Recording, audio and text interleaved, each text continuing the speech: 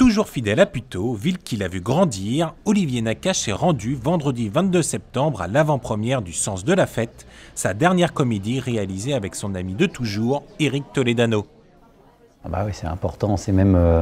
je me vois pas ne pas venir ou qu'il y ait un film qui ne soit pas présenté dans ce cinéma-là, qui n'existait pas quand moi je suis né au début.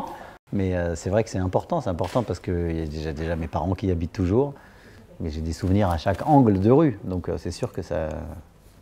Ah ouais, la Pente Rose, je l'ai descendu 1000 fois peut-être, avec mon skate et mon BMX à la Pente Rose. Mais rien que dans la résidence Loriot, combien de tours j'ai fait? Combien de tours j'ai fait avec Jérôme? Lui c'était Starsky et moi j'étais Hutch. Donc c'est toujours un plaisir et une fierté de venir présenter le film à Puteaux, ça c'est sûr. Et une salle comble l'attendait. Donc là, ce soir, dans la salle, il y a mes parents qui regardent le film pour la 74e fois. Et il y a de la famille et tout, donc je suis toujours un peu tendu, c'est sûr. Parce que finalement, on montre un film, on se dévoile un petit peu, quoi. Donc on est toujours un peu stressé. Maintenant, je suis rentré là dans la salle, j'ai entendu 2-3 rires, donc ça va. À la fin de la projection, Olivier Nakache s'est prêté au jeu des questions avec le public. Il est notamment revenu sur la jeunesse du film.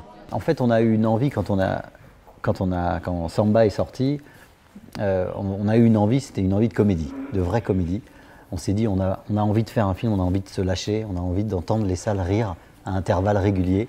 Et donc ça, c'était la première envie. La deuxième envie, c'était Jean-Pierre Bacry. Ça fait longtemps qu'on avait envie de le croiser et de travailler avec lui. Et on voulait faire un film de groupe, un peu comme dans l'esprit de Nos Jours Heureux.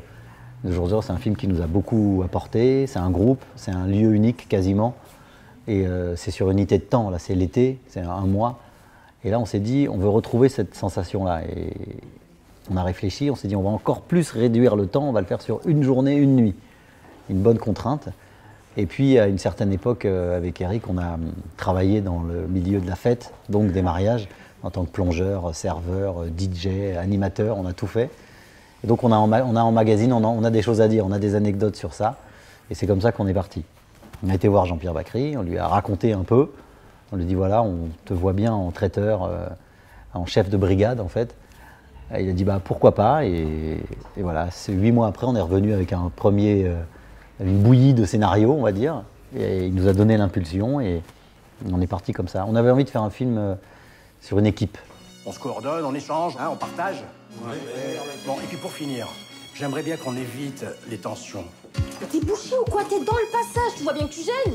Qu'on garde son calme. Mais toi, tu vas me recadrer, mais vas-y, viens, mais je t'attends. Ça te va pas d'être vulgaire. Eh, casse pas les couilles, toi. Votre comportement, votre politesse, c'est la vitrine de la réception. Non, je veux personne dans le... Jean-Paul Rouve se retrouve une nouvelle fois au centre d'un film d'Olivier Nakache. Jean-Paul, c'est très particulier. Jean-Paul, c'est lui le premier qui a accepté de faire un long métrage avec nous. Il était dans la troupe des Robins des Bois, il allait tourner Podium. Et en fait, on lui a proposé ce scénario, qui était Je préfère qu'on reste amis. C'était un autre acteur, c'était pas Depardieu. On n'a jamais imaginé nous tourner avec Gérard Depardieu pour un premier film. Et un mois avant le tournage, l'acteur qui était pressenti a dit finalement j'ai un autre film, donc c'est compliqué. Donc il nous a dit non. On s'est retrouvé sur la paille et c'est Jean-Paul Rouve qui a appelé Depardieu. Donc on lui doit beaucoup à Jean-Paul. Et je mets encore au-dessus de ça, c'est que c'est un acteur incroyable. Un acteur, il est à l'aise dans le drame et évidemment dans la comédie. Et donc là, ensuite, on a vécu l'aventure de Nos Jours Heureux. Et après, on a fait 2-3 films. Et là, quand on a écrit ce film, on trouve qu'il avait la bonne tête pour faire ce photographe, un peu dépassé par les événements, un peu bloqué sur l'argentique, qui ne sent pas que le monde est en train de changer. Et on aime bien ce personnage en bout de course. Et en plus, on lui a flanqué un stagiaire de 3e. Et ça, on savait que le binôme allait fonctionner. Mais c'est un acteur qu'on aime beaucoup, qui est devenu réalisateur, comme Gilles Lelouch. Mais tous les acteurs, maintenant, ils sont réalisateurs, comme ma sœur. Et du coup, Jean-Paul, je sens qu'il va, si on nous donne la chance de continuer à faire des films, je pense qu'on le retrouvera régulièrement. C'est comme on est très liés, c'est comme avec Omar.